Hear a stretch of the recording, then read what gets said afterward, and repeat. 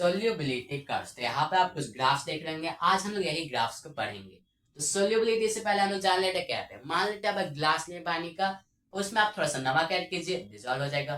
थोड़ा सा और नमक ऐड करते हैं, वो भी डिजोल्व हो जाएगा।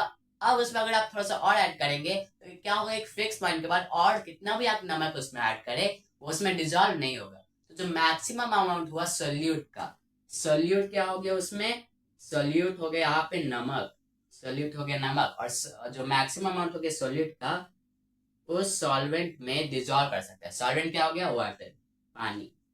जो मैक्सिमम अमाउंट हुआ सोल्यूट का, उस सॉल्वेंट यानी कि पानी में डिजोल्व कर सकता है उस पार्टिकुलर टेम्परेचर पे। कोई टेम्परेचर पे होगा ही वहां पे, तो उस पार्टिकुलर टेम्परेचर पे डिजोल्व कर सकता है, उसे हम लोग कहते हैं उसका सोल्यूबिलिटी। तो मैक्सिमम अमाउंट सोल्यूट का जितना उस सॉल्वेंट में डिजोल्व कर सकता है एक पार्टिकुलर एक फिक्स टेम्परेचर पे, उसे हम लोग कहते हैं सोल्यूबिलिटी। तो ये हो गया यहाँ पे सोल्यूबिलिटी। तो आज हम लोग यहीं पे यहाँ पे सोल्यूबिलिटी के टेम्परेचर के साथ पढ़ेंगे, और उसी तरह के ग्राफ को हम लोग कहते हैं सोल्यूबिलिटी कर्व्स। अब ये ग्राफ पढ़ने का क्या जरूरत है, इसका यहाँ पे बहुत ही काम आता है। जैसे कि मान लेते हैं, इससे हम लोग डिटरमाइन कर सकते हैं कि एक फिक्स टेम्परेचर पे, एक टेम्परेचर पे यहाँ पे वो सोल्यूट उस सॉल्वेंट में कितना सोल्यूबल है, यहाँ पे उसका सोल्यूबिलिटी क्या है, हम लोग ये भी डिटरमाइन कर सकते हैं। और यहाँ पे मान लेते हैं अगर बहुत सारे यहाँ पे सोल्यूट है तो हम लोग वो भी डिटरमाइन कर सकते हैं, कंपेयर कर सकते हैं कौन सा उस टेम्परेचर पे ज्यादा सोल्यूबल है, कौन सा कम सोल्यूबल है। और तीसरा है, अगर हम लोग उस सॉल्यूशन को ठंडा करें, मान ले वो सॉल्यूशन है उसे हम लोग ठंडा करेंगे, तो इससे हम लोग ये भी बता सकते हैं कि कितना सॉल्यूट उससे बाहर निकल के प्रेसिपिटेट बन जाएगा। तो अब हम लोग ये पढ़ते हैं पहला ग्राफ। यहाँ पे टेम्परेचर है एक्स एक्सिस पे और सोल्यूबिलिटी यहाँ पे वाई एक्सिस पे। तो यहाँ पे लिखा है सोल्यूबिलिटी ग्राम पर 100 ग्राम वाटर। इसका मतलब क्या हुआ, अब हम लोग मान लेते हैं ये लिखते हैं 80 ग्राम/100 ग्राम। ये लिखा 80 ग्राम/100 gram water at 40 degree Celsius.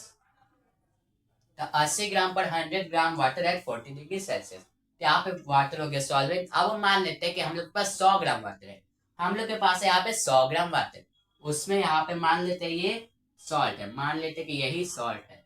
तो 100 ग्राम वाटर में यहाँ पे 80 ग्राम सॉल्ट उसमें डिजोल्व हो सकता है, मैक्सिमम मैक्सिमम उसमें 80 ग्राम सॉल्ट डिजोल्व हो सकता है उस 100 ग्राम वाटर में 40 डिग्री सेल्सियस पे। मतलब कि ये एक फिक्स टेम्परेचर दिया, तो 40 डिग्री सेल्सियस पे 100 ग्राम वाटर में 80 ग्राम सॉल्ट डिजोल्व हो सकता है। इसका मतलब ये हुआ, यहाँ पे 100 ग्राम वाटर में यहाँ पे बता रहा है ये सब जो अलग अलग सॉल्ट है यहाँ पे कितना डिजोल्व हो सकता है। यहाँ पे मान 20 डिग्री सेल्सियस पे इतना, ये मैग्नीशियम सल्फेट है, लिथियम क्लोराइड है। फिर यहाँ पे और भी है, यहाँ पे 3-4 सॉल्ट, उसका मैंने नाम नहीं लिखा क्योंकि यहाँ पे जगह नहीं था। तो 20 डिग्री सेल्सियस पे इतना यहाँ पे सोल्यूबिलिटी होगा, ये होगा 15 के अराउंड। फिर यहाँ पे 40, 60, 80, 100। तो यहाँ पे हम लोग इन सब सॉल्ट का सोल्यूबिलिटी भी कंपेयर कर सकते हैं, इन सब सॉल्ट का यहाँ पे हम लोग सोल्यूबिलिटी भी कंपेयर कर सकते हैं। अब दूसरा ग्राफ देखते हैं, यहाँ पे टेम्परेचर एक्स एक्सिस पे, सोल्यूबिलिटी वाई एक्सिस पे, वही सेम चीज है। पर ये ग्राफ आप देख सकते हैं जैसे कि ये ग्राफ एक स्ट्रेट लाइन है मोस्टली, यहाँ पे ये इंक्रीज होते जा रहे हैं।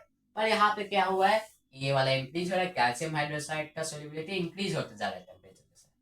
वही यहाँ पे सोडियम कार्बोनेट डेकाहाइड्रेट, ये है इस कंपाउंड का नाम। तो ये क्या हुआ, एक पॉइंट तक इंक्रीज हुआ, उसके बाद यहाँ पे हम लोग देख रहे हैं कि ये डिक्रीज हो रहा है, हम लोग को दिख रहा है कि यहाँ पे डिक्रीज हो रहा है। ये बहुत ही कम कंपाउंड्स के साथ होता है, बहुत ही कम सब्सटेंसेस के साथ होता है कि यहाँ पे कुछ टेम्परेचर तक यहाँ पे इंक्रीज करेगा, उसके बाद क्या होगा यहाँ पे घटने लगेगा। ये कुछ ही सब्सटेंस के साथ होता है, जैसे कि यहाँ पे देख सकते हैं अराउंड यहाँ पे 35 डिग्री सेल्सियस के साथ यहाँ पे ये पीक पे था इसका मैक्सिमम सोल्यूबिलिटी। उसके बाद क्या हुआ, ये डिक्रीज करने लगा, sodium carbonate decahydrate 100 gram water में।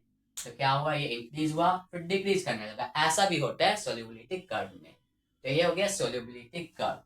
So we'll study more about. So this is the end of the video. Please subscribe my channel and thank you so much for watching.